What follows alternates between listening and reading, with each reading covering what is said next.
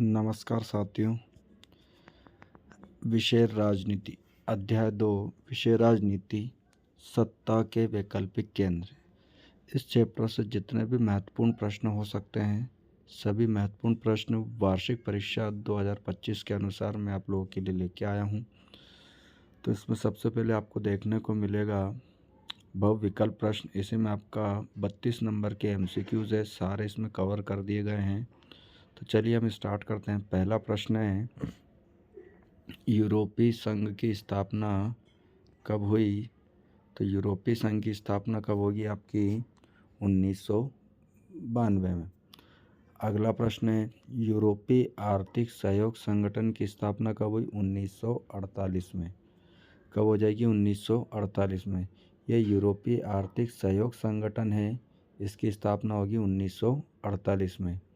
और इसके लिए मैं आपको बता देता हूँ, एक संगठन है जिसका नाम है यूरोपीय सहयोग संगठन, यानी कि उसमें आर्थिक नहीं होगा।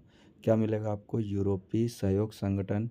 इसकी स्थापना होगी 1957 में। ये 1957 को जो यूरोपीय सहयोग संगठन है, यही आगे चलकर 1992 में आपका बनेगा यूरोपीय संघ। तो आप लोगों से प्रश्न कभी ऐसा पूछ लिया जाए कि यूरोपीय संघ किसका परिवर्तित रूप है, तो आपका जवाब होना चाहिए यूरोपीय सहयोग संगठन का। अगला प्रश्न है आपका तीसरा, निम्न में कौन आसियान का सदस्य है? तो भारत, पाकिस्तान, चीन, इंडोनेशिया, इनमें से कौन सा सदस्य आसियान का? आपका आंसर होगा इंडोनेशिया। इसके लिए कोड मैंने बताया आपको। कविता ने 2 mm की टीवी पर IPL देखा। कविता ने 2 mm की टीवी पर IPL देखा। इस कोड के माध्यम से आप 10 ही सदस्य देशों के नाम याद कर सकते हैं। अगला प्रश्न है आपका, पूर्व के नए आर्थिक भागों की कोटि निम्न में से किसे रखा जा सकता है? ऑप्शन आपके जर्मनी, जापान, चीन, मलेशिया। तो आपका आंसर हो जाएगा मलेशिया। अगला प्रश्न होगा, कौन आसियान का सदस्य नहीं है? याद रखना आपको, सिंगापुर, फिलीपींस, इंडोनेशिया, श्रीलंका, इनमें से कौन नहीं है आसियान का सदस्य? श्रीलंका नहीं है। अगला प्रश्न बहुत महत्वपूर्ण प्रश्न है आपका, छठा नंबर, साम्यवादी चीन का उदय कब हुआ? आंसर होगा 1949 में। साम्यवादी चीन यानी कि चीन के अंदर कम्युनिस्ट पार्टी कब आई? 1949 में। इसी के साथ आपसे पूछ लिया जाए, चीन परमाणु संपन्न राष्ट्र कब बना? तो आपका जवाब होना चाहिए 1964 में। कब बना है? 1964 में। इसी के साथ अगला सातवां प्रश्न है, यह भी महत्वपूर्ण प्रश्न है। छठा, सातवां और पहला, दूसरा, ये बहुत महत्वपूर्ण प्रश्न है। तो किस देश ने खुले द्वार की नीति को अपनाया? तो चीन ने अपनाया था। कब अपनाया था? 1978 में। इसी के साथ आठवां प्रश्न, यूरोपीय संघ के झंडे में कितने सितारे? 12। कौन से कलर के हैं? गोल्डन कलर के हैं। कौन से कलर के हैं? ये गोल्डन कलर के हैं, जो किसका प्रतीक है? आर्थिक विकास का प्रतीक है। इसी के साथ अगले प्रश्न की ओर हम बढ़े हैं। तो नवा प्रश्न आपका होगा, एशिया का वह कौन सा देश है जो अकेले G20 का सदस्य है? ऑप्शन दिया आपको, चीन, जापान, भारत, पाकिस्तान। तो जापान एक ऐसा देश है जो G8 का सदस्य है। किसका सदस्य? ये G8 का। तो ये जो G8 लिखा हुआ आपका, तो इस G का मतलब होता है ग्लोबल। क्या मतलब हो जाएगा? ग्लोबल यानी पृथ्वी। 10वां नंबर प्रश्न है, चीन ने भारत पर कब आक्रमण किया? तो 1962 में। यानी चीन भारत का युद्ध कब हुआ था? 1962 में हुआ। इसी प्रकार 11, खुले द्वार की नीति से किस देश ने अद्भुत प्रगति की और अगले सालों में एक बड़ी आर्थिक ताकत के रूप में उभरा? तो उसका नाम क्या हो जाएगा आपका? चीन। यानी चीन के द्वारा 1978 में जो खुले द्वार की नीति अपनाई गई थी, उसी खुले द्वार की नीति के साथ में चीन एक आर्थिक ताकत बन गया। तो वो कौन सा देश आपका? चीन है। अगला, किस वर्ष तक यूरोपीय देशों ने अपनी अर्थव्यवस्था की बर्बादी तो झेली ही, उन मान्यताओं और व्यवस्थाओं को भी ध्वस्त होते देख ही लिया जिन पर यूरोप खड़ा था? तो कौन सा वर्ष है? 1945। यानी यूरोप महाद्वीप जो है, तो यूरोप महाद्वीप के जो पश्चिमी देश थे, तो इस यूरोप महाद्वीप के पश्चिमी देशों ने आर्थिक रूप से अपनी अर्थव्यवस्थाओं की बर्बादी भी झेली और उनका ध्वस्त भी होना देख लिया है। तो वो कौन सा विश्व युद्ध की बात कर रहे हैं?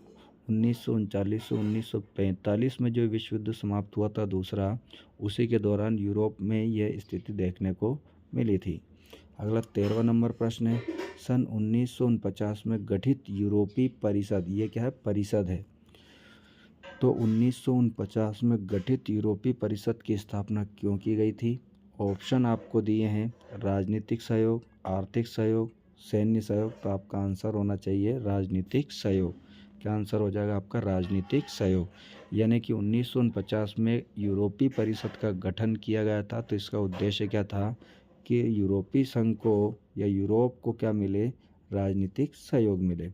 इसी के साथ अगला प्रश्न है, सार्क अथवा दक्षेस क्या है? तो सार्क दक्षेस क्या है? सार्क बोल दो या दक्षेस।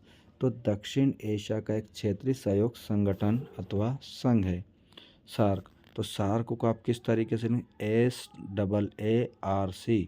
कैसे लिखेंगे आप? SAARC। इसकी फुल फॉर्म है ये। तो इसकी फुल फॉर्म क्या हो जाएगी? दक्षिण एशिया क्षेत्रीय सहयोग संगठन अथवा संघ। अगला प्रश्न होगा आपका, मार्शल योजना के तहत 1948 में किस सहयोग संगठन की स्थापना की गई थी? आंसर होगा आपका अमेरिकी सैन्य सहयोग संगठन। ऑप्शन दूसरा है यूरोपीय आर्थिक सहयोग संगठन। तीसरा ऑप्शन है आपका यूरोपीय संचार सहयोग संगठन। तो इसमें आपका आंसर हो जाएगा यूरोपीय आर्थिक सहयोग संगठन। इसी के साथ 16 नंबर प्रश्न की ओर हम देखें, किसने नाटो के तहत सबसे बड़ी सुरक्षा व्यवस्था को जन्म दिया? अमेरिका। तो यहाँ पर एक नाटो सैन्य संगठन है, इसका गठन कब हुआ था? 1949 में। कब हुआ था? 1949 में। और इसका हेडक्वार्टर जो है ब्रुसेल्स में है, बेल्जियम की राजधानी ब्रुसेल्स में। याद रखेंगे, ये भी पूछा जाता है कभी कभी। अगला प्रश्न हम देखेंगे, 17 नंबर प्रश्न आपका है। तो 17 नंबर प्रश्न आपका क्या बोलता है?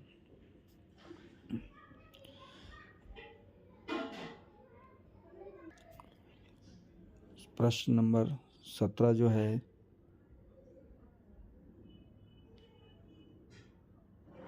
भारत पाकिस्तान के मध्य सिंधु नदी जल संधि कब हुई? आंसर होगा आपका 1960। इम्पोर्टेंट प्रश्न दोस्तों, याद रखिएगा इसको। तो ये संधि कब हुई थी? 1960 में। तो भारत पाकिस्तान के मध्य की सिंधु नदी जल संधि 1960 में हुई। इसके बीच में महत्वपूर्ण भूमिका जो निभाई थी वो निभाई थी विश्व बैंक यानी कि वर्ल्ड बैंक ने। दोनों के बीच में संधि कराने वाली जो वित्तीय संस्था है विश्व की सबसे बड़ी, उसका नाम है वर्ल्ड बैंक। अगला प्रश्न 18 नंबर, किसका आर्थिक, राजनीतिक, कूटनीतिक तथा सैनिक प्रभाव जबरदस्त है? तो ये ऑप्शन दिए, यूरोपीय संघ, सोवियत संघ, संयुक्त राष्ट्र संघ। इनमें से आपका आंसर क्या हो जाएगा? यूरोपीय संघ। यानी कि राजनीति तौर पर देख लिया जाए या सैनिक प्रभाव के तौर पर देख लिया जाए तो सबसे मजबूत संघ जो है वर्तमान में, उसका नाम क्या? यूरोपीय संघ। इसके बाद 19 नंबर प्रश्न, किस देश में सैनिक शासन है? तो पाकिस्तान के अंदर है। नवाज शरीफ 1999 जब प्रधानमंत्री थे तो पाकिस्तान में चौथी बार, कौन सी बार? चौथी बार यहाँ पर सैनिक शासन लागू हुआ था। अगला प्रश्न है 20, चीन में मुक्त द्वार की नीति कब और किसके नेतृत्व अपनाई गई थी? तो यहाँ पे जवाब होगा आपका 1978। उस समय चीन के जो राष्ट्रपति थे उनका नाम था देंग शाओपोंग। क्या नाम था उनका? देंग शाओपोंग। याद रखिएगा, यह भी महत्वपूर्ण प्रश्न है।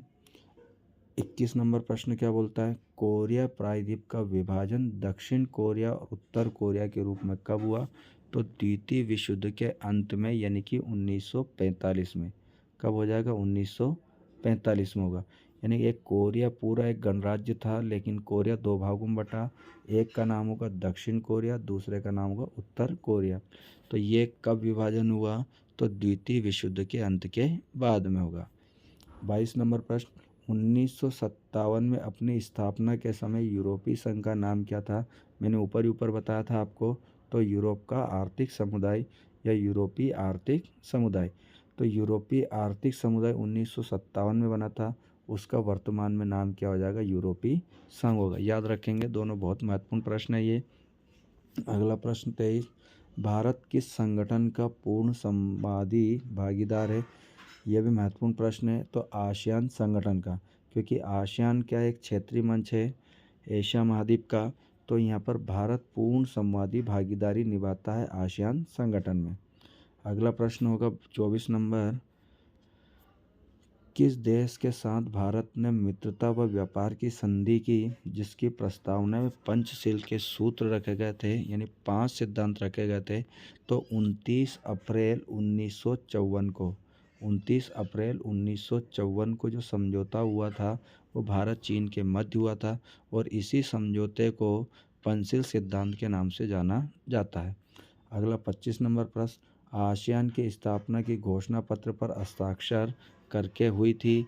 तो आसियान जो संगठन बना था 1967 में। कब बना था? 1967 में बना था। तो यहाँ पर घोषणा जो हुई थी कहाँ पर हुई थी? बैंकॉक में हुई थी। कहाँ पर हुई थी? बैंकॉक में हुई थी। 26 नंबर प्रश्न है, आसियान की स्थापना के समय इसमें कितने देश थे? 5 देश थे। लेकिन आपसे ऐसा पूछ लिया जाए, आसियान की स्थापना के समय 5 देश थे, लेकिन आसियान में वर्तमान में कितने देश हैं? तो आपका जवाब होगा 10 देश है। अगले प्रश्न की ओर हम बढ़े हैं। तो प्रश्न नंबर आपका होगा 27 प्रश्न आपका क्या बोलता है? मास्ट्रिक्ट संधि और यूरो मुद्रा को मानने से किसने इनकार कर दिया था? तो मास्ट्रिक्ट संधि 7 फरवरी 1992 को होगी। कब होगी? 7 फरवरी 1992 को होगी। तो ये जो संधि हुई थी 7 फरवरी 1992 को। तो इस संधि में ये कहा गया था कि जो भी देश यूरोपीय संघ में शामिल होना चाहता है उसको यूरो मुद्रा अपनानी पड़ेगी। तो यहाँ पर कौन से 2 ऐसे देश थे जिन्होंने मना कर दिया? जिनका नाम था डेनमार्क और स्वीडन।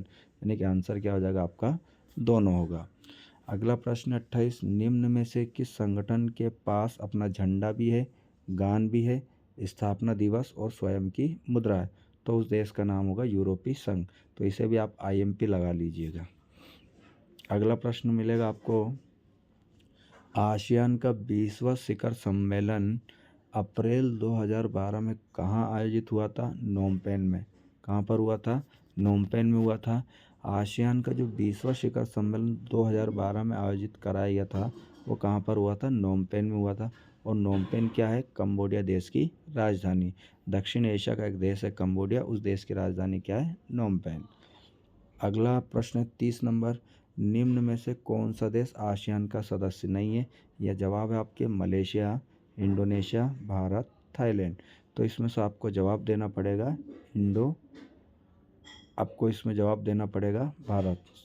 जवाब क्या हो जाएगा आपका? भारत होगा, क्योंकि भारत जो है आसियान संगठन का पूर्ण संवादी सहभागी सदस्य है। यानी कि आसियान संगठन के सम्मेलन में भाग लेने वाला, वहाँ पर अपना एक भाषण का मंच तैयार करने वाला, या उस स्पीच को आगे बढ़ाने वाला, या आसियान संगठन को नया रास्ता देने वाला जो देश है उसमें जो भाषण देता है उसका नाम क्या है? भारत। तो भारत को किस तौर पर याद रखेंगे? भारत आसियान का सदस्य देश नहीं है, जबकि भारत जो है आसियान का पूर्ण सहभागी संवादी सदस्य है। अगले प्रश्न की ओर हम बढ़े हैं। 31 नंबर, साप्टा समझौते पर किस वर्ष हस्ताक्षर किए थे? 2004 में। कब किए थे? 2004 में। लेकिन इसे लागू किया था 2006 में। यह बहुत महत्वपूर्ण प्रश्न है, इसके लिए थोड़ा आप ध्यान से सुनिएगा, अपनी कॉपी में भी लिख लीजिए, मैं बता दे रहा हूँ आपको। सार्क एक संगठन है जिसका गठन हुआ था 1985 में। सार्क अपन ऊपर पढ़ चुके हैं। तो ये सार्क संगठन, इसका गठन कब हुआ था? 1985 में। तो सार्क संगठन के जो सदस्य देश हैं उन सदस्य देशों के बीच में मुक्त व्यापार करने के लिए एक संधि समझौता बना था। तो व्यापार की दृष्टि से जो संधि समझौता था उसका नाम है साप्टा। क्या नाम है उसका? साप्टा। इसके ऊपर उन देशों ने 2004 में अपने हस्ताक्षर कर दिए थे, लेकिन इसे लागू किया गया था 2006 में। तो ये तारीख याद रखिएगा। तो साप्टा समझौता क्या है? सार्क संगठन के सदस्य देशों के बीच में मुक्त व्यापार करने का एक समझौता है, जिसके माध्यम से उन देशों के बीच में किसी प्रकार का सीमा शुल्क यानी टैक्स देना नहीं होता है। तो इस पर हस्ताक्षर हो गए थे 2004 में और इसे लागू किया था 2006 में। अगला प्रश्न होगा आपका, आसियान को मुक्त व्यापार क्षेत्र बनाने का निर्णय कब लिया? यानी आसियान के जो वर्तमान में 10 सदस्य देश हैं, इनके बीच में भी मुक्त व्यापार किया जाएगा। तो ऐसा निर्णय कब लिया गया था? 2003 में लिया गया था। 33 नंबर अगला प्रश्न मिलेगा आपको, आसियान आर्थिक समुदाय का उद्देश्य क्या है? यानी आसियान आर्थिक समुदाय एक आसियान संगठन, उसी आसियान संगठन के अंतर्गत एक अलग समुदाय है जिसका नाम है आसियान आर्थिक समुदाय। तो इसका उद्देश्य क्या है? पहला लिखा हुआ, आसियान देशों का साझा बाजार और उत्पादन तैयार करना। यानी आसियान के जो 10 देश हैं, इनके बीच में एक बाजार तैयार करना और उत्पादन को बढ़ाना है। दूसरा ऑप्शन है, आसियान क्षेत्र के सामाजिक और आर्थिक विकास में मदद करना। कोई देश ऐसा जिसकी सामाजिक स्थिति खराब हो या उसका आर्थिक विकास कम हो, तो एक दूसरे देशों की मदद करेंगे। तीसरा ऑप्शन है, आसियान क्षेत्र के सभी देशों के आर्थिक विवादों का निपटारा करने के लिए निर्मित मौजूदा व्यवस्था में सुधार करना। कहने का मतलब है कि विवाद न करते हुए सिर्फ बातचीत के आधार पर उन देशों के बीच के विवाद को निपटाया जा सके। तो इसलिए इसका जवाब क्या हो जाएगा आपका? सभी होगा। क्या हो जाएगा? सभी होगा। यानी इनमें से सभी, यानी तीनों ऊपर के, तो आंसर क्या हो जाएगा आपका? इनमें से सभी। 34 नंबर जो प्रश्न है आपका इम्पोर्टेंट है, किस प्रधानमंत्री ने, यानी भारत के ऐसे कौन प्रधानमंत्री थे जिन्होंने भारत चीन के बीच में जो टूटे संबंध थे उनको सुधारने का प्रयास किया था? तो कौन थे वो? राजीव गांधी। कौन थे? राजीव गांधी। इसी प्रकार से अगला प्रश्न आपका 35 नंबर जो प्रश्न है आपका, वो आपको मिलेगा। तो यहाँ पर कौन सा वर्ष भारत चीन मित्रता वर्ष के रूप में मनाया गया? तो 2006। यानी कि भारत और चीन के बीच में एक अच्छी मित्रता देखी गई, तो वो सन क्या मिलेगा आपको? 2006 मिलेगा। अगला प्रश्न होगा, किस देश के साथ भारत ने मित्रता व व्यापार की संधि की जिसके प्रस्ताव में पंचशील के सूत्र रखे गए? चीन। ये ऊपर भी हो गया था, रिपीट हो गया। अगला 37 नंबर प्रश्न है, कौन सा देश गाजर व छड़ी की नीति का अनुकरण करता कहा जाता है? यानी विश्व में ऐसा कौन सा देश है जो गाजर बिल्कुल अपने उत्पादन, अपनी अर्थव्यवस्था विकास के लिए हमेशा छड़ी की तरह खड़ा रहता है? तो उस देश का नाम क्या हो जाएगा? चीन। तो यहाँ पर इम्पोर्टेंट प्रश्न उत्तर हो गए। तो 37 प्रश्न उत्तर में आपके 32 नंबर के जितने भी MCQs आते हैं, तो इस चैप्टर का पूरा सार है। इसके बाद मैंने आपको दिया है 2 अंक वाले प्रश्न दिए, तो इन प्रश्नों को ही करना है, इसके अलावा और कोई सा प्रश्न नहीं करना है। तो आप ध्यान देंगे, चीन की अर्थव्यवस्था के उत्थान के 3 कारण लिखिए, यूरोपीय आर्थिक समुदाय के 3 उद्देश्य लिखिए। दूसरा नंबर प्रश्न मैंने दिया, सार्क संगठन को समझाइए। यानी सार्क संगठन की स्थापना, उसका मुख्यालय, उसमें कौन कौन से देश शामिल है, ऐसे लिखना आपको। आसियान संगठन के सदस्य देशों के 10 ही देशों के नाम लिखना है। तीसरा नंबर जो प्रश्न दिया मैंने, तीसरे नंबर प्रश्न में सार्क संगठन के उद्देश्य लिखना है। उसके हाथों में दिया आसियान संगठन के उद्देश्य लिखना है। अब 3 अंक वाले यहाँ से प्रश्न उत्तर शुरू होते हैं, तो 3 अंक वाले में कौन कौन से करने? भारत और चीन के बीच विवाद के मामलों की पहचान करें। इसके हाथों में दिया आसियान विजन 2020 क्या है, इसके उद्देश्य भी लिखिए। इसी प्रकार से प्रश्न नंबर 2 है, आसियान संगठन के साथ साथ इसके उद्देश्य भी लिखना है। अगला जो इसके हाथों में प्रश्न है, दक्षिण एशिया के विकास में सार्क देशों के योगदान की व्याख्या कीजिए। तो ये महत्वपूर्ण प्रश्न है, इन प्रश्नों को आपको बहुत अच्छे से कर लेना है। इन्हीं प्रश्नों में से आपके सारे प्रश्न वार्षिक एग्ज़ाम में आपको मिल जाएंगे। अगर इनमें भी आपको करने में दिक्कत होती है तो मैं बता देता हूँ कौन सा प्रश्न करना है आपको। तो यहाँ से लगा लीजिए, बहुत ज़्यादा ही महत्वपूर्ण अगर आपको चाहिए तो और देख लीजिए, मैं बता देता हूँ आपको। तो यहाँ से मिलेगा यूरोपीय आर्थिक समुदाय के उद्देश्य। अगला प्रश्न मिलेगा आसियान संगठन के सदस्य देशों के नाम लिखना है। इसके बाद मिलेगा आपको इनमें से, तो आसियान संगठन के उद्देश्य, आसियान संगठन के उद्देश्य 3 अंक वाले में अगर आपको चाहिए तो 3 अंक वालों में मैं बता देता हूँ आपको कौन सा मिलेगा। यहाँ से आपको सबसे महत्वपूर्ण जो प्रश्न करना है उसका नाम आसियान विजन क्या है। कौन सा करना है? आसियान विजन क्या है, इसके उद्देश्य भी लिखिए। इसके अलावा एक और प्रश्न आप इसके साथ एक और प्रश्न आप कर लीजिए, दक्षिण एशिया के विकास में सार्क देशों का क्या योगदान रहा। इसी के साथ ये वीडियो चैनल को लाइक सब्सक्राइब भी कर लीजिए। प्रत्येक विषय के इसी प्रकार से मैं आपको प्रत्येक चैप्टर के नोट्स उपलब्ध करा दूंगा, बस ये पढ़ते जाइए। इसी में मैं आईएमपी बता देता हूँ, इसके अलावा आपको कुछ भी नहीं करना है। सारे प्रश्न आपको वार्षिक एग्जाम में देखने को मिल जाएंगे, जिसका इतिहास होगा, अर्थशास्त्र, भूगोल, राजनीति, इन 4 विषय के आपको पूरे वीडियो मिल जाएंगे। तो चैनल को लाइक और सब्सक्राइब ज़रूर कर लीजिए। धन्यवाद दोस्तों।